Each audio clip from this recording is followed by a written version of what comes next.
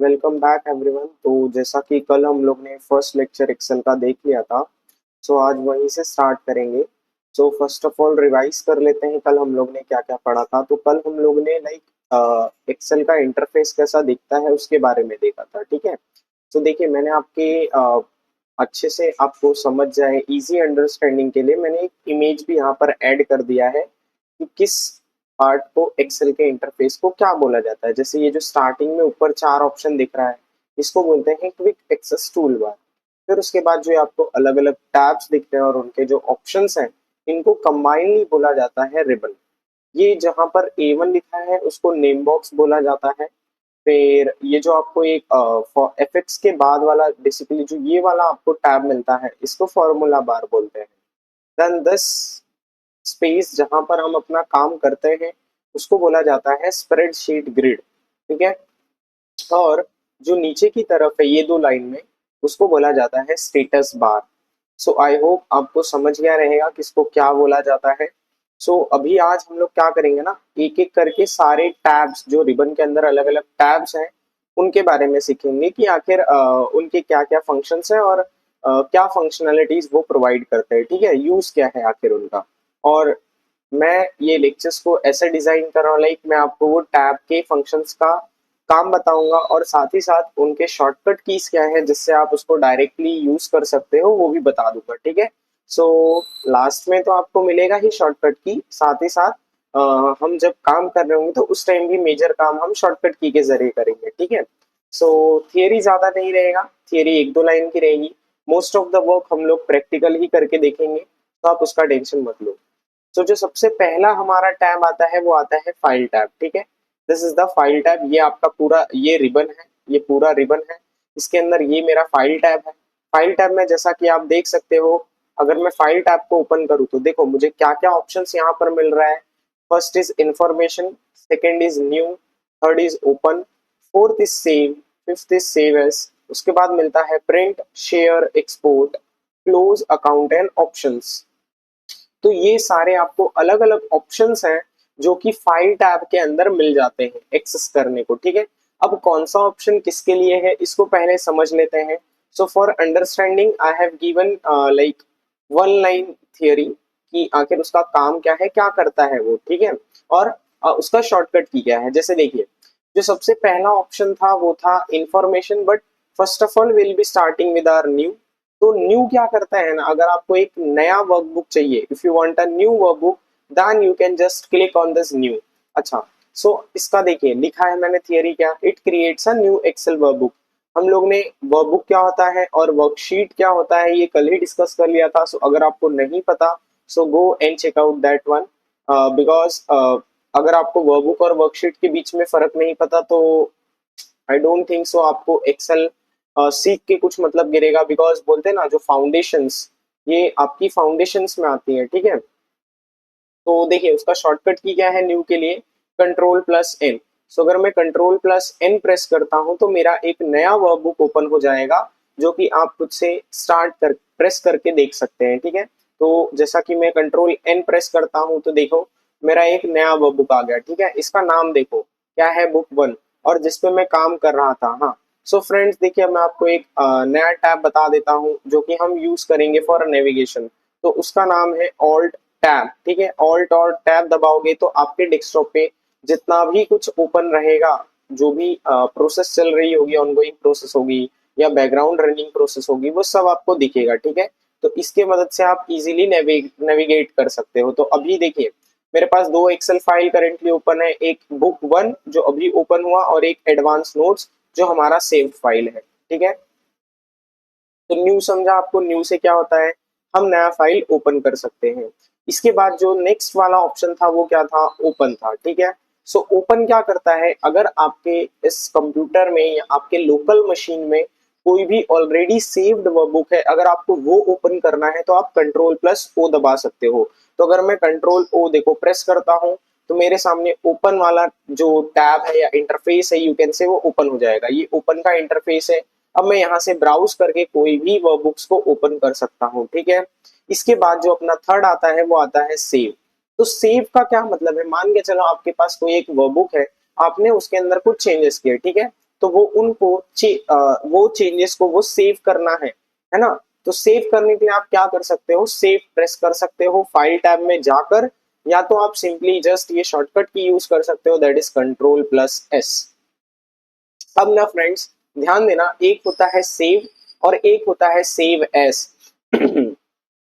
दोनों में फर्क क्या है वो अब समझते हैं थोड़ा। तो जो आपका सेव है ना, ये इसी डॉक्यूमेंट में आपके जो चेंजेस है उनको सेव कर देगा। बट अगर आप सेव एस वाले ऑप्शन पे जाते हो तो वो उसके जरिए आप एक नया फाइल यू कैन से क्रिएट कर सकते हो और उसके बाद अपने चेंजेस को सेव कर सकते हो, ठीक है। तो उसका शॉर्टकट की क्या है आपका F12। So you just have to press F12 if you want to save with a new name or within a new location। अगर आपको नए लोकेशन में सेव करना है या नए नाम के साथ सेव करना है या तो नए फाइल टाइप के साथ सेव करना है, तो उसके लिए आप किस ऑप्शन को प्रेफर करेंगे, save S. So I hope आपको सेव और सेव एस का फंक्शन समझ में आ रहेगा। इसके बाद जो अपना ऑप्शन है वो है प्रिंट का। तो प्रिंट क्या करता है यार, सिंपली आपका जो वर्कशीट रहेगा उसको प्रिंट करेगा, ठीक है। तो उसका शॉर्टकट की क्या है, Ctrl+P।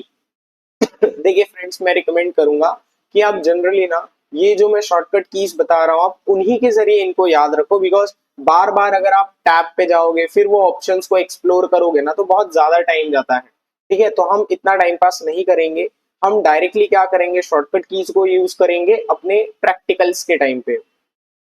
सो इसके बाद जो नेक्स्ट आता है वो आता है शेयर का। तो शेयर के जरिए आप क्या कर सकते हो, अपने एक्सेल फाइल को, दिस वर्कबुक, आप उसको ईमेल के जरिए या क्लाउड के जरिए किसको भी शेयर कर सकते हो। But for this purpose you have to log in your Gmail account with this Microsoft tool. उसके लिए आपको यार माइक्रोसॉफ्ट का अकाउंट लगेगा जो कि अगेन पेड होता है। तो जनरली हम क्या करते हैं ना, हम लोकल मशीन पे सेव कर लेते हैं और फिर मैनुअल जैसा हम शेयर करते हैं through WhatsApp, through email or any kind of you can say sharing tools we use for sharing purpose, ठीक है। तो ये भी प्री बिल्ड फीचर देता है शेयर का, यहाँ देखिए शेयर का ऑप्शन है। बट आप यहाँ पर ईमेल वगैरह दे सकते हो, ठीक है। आपको कैसे सेंड करना है, देखो सेंड एस पीडीएफ का भी ऑप्शन है, फिर इनवाइट पीपल का भी ऑप्शन है। बट एज आई सेड आपको इसको करने के लिए पहले साइन इन करना पड़ेगा और साइन इन करने में आपको यार बहुत झंझट जाएगा, ठीक है। सो इससे बेटर है आप इसको एक नॉर्मल फाइल की तरह सेव कर लो और उसके बाद यार मैनुअल शेयर कर देना। Next one is export. Export में यार देखो, एक्सपोर्ट में आप क्या कर सकते हो ना कि इसको as a PDF directly export कर सकते हो, ठीक है। एक्सपोर्ट करना यानी कि सेंड ही करना, जैसे हम शेयर में कर रहे थे। शेयर में बस क्या था कि आप फाइल टाइप नहीं देख पा रहे थे, फाइल टाइप क्या होगा यहाँ पर, आप जब एक्सपोर्ट करोगे तो वो ऑलरेडी आपका एक्सेल एसएक्स से, मतलब एक्सेल फाइल से आपका एक पीडीएफ फाइल बनाकर शेयर करेगा, ठीक है।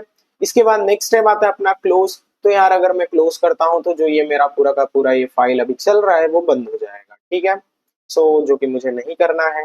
Then account. अकाउंट में आप देख सकते हो कि भाई ये जो आप अभी you can say Excel use कर रहे हो वो किसका है। तो जैसे देखो अभी इसका अकाउंट कुछ है नहीं बिकॉज मैंने लॉगिन तो किया नहीं है। इसका ऑफिस थीम क्या है, वाइट, यहाँ से आप उसको चेंज कर सकते हो। जैसे मैंने अभी लाइट ग्रे रखा है, डार्क ग्रे रखूंगा तो ये देखिए ये साइड में जो है वो क्या हो गया आपका, डार्क ग्रे हो गया, ठीक है। अभी मैं व्हाइट ही रख देता हूँ ऑफिस थीम को। ये देखिए आपका एक्टिवेटेड कौन सा है, 2013 का वर्जन है। जो हम एक्सेल अभी यूज कर रहे हैं वो 2013 का वर्जन है। आपका अगर 2021 का होगा या लेटेस्ट होगा तो वो आपको यहाँ पर दिख जाएगा कि भाई आपका कौन सा वर्जन है, ठीक है। फिर ऑप्शंस में आपको क्या क्या मिलता है, ऑप्शंस में आप कस्टमाइज कर सकते हो, ठीक है। आप फॉर्मूलाज को कस्टमाइज कर सकते हो, प्रूफिंग को कस्टमाइज कर सकते हो। देखिए यहाँ पर आपको रिबन कस्टमाइज करने का भी ऑप्शन है। यहाँ पर इतने सारे चीजें आपको दिख रहे हैं। अभी जैसे देखिए मेरे पास डेवलपर टैब नहीं है, ठीक है।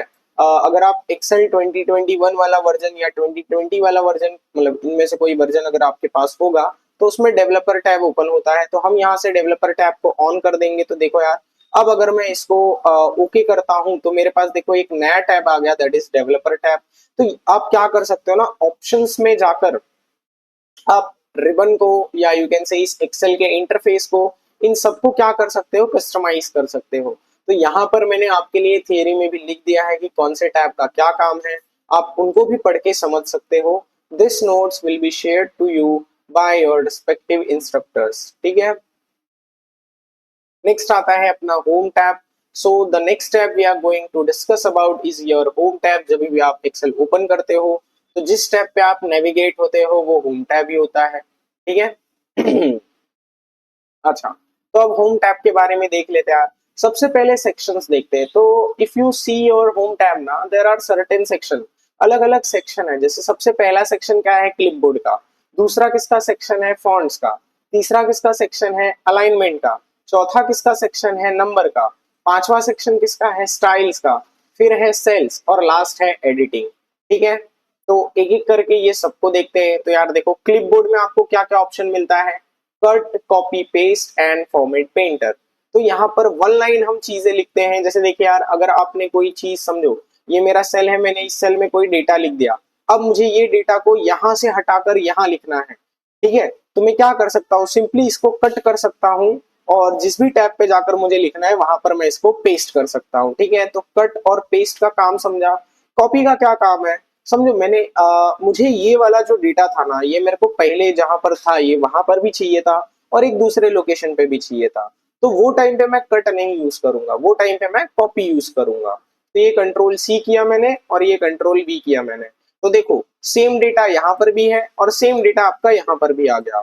So this was like cut copy paste.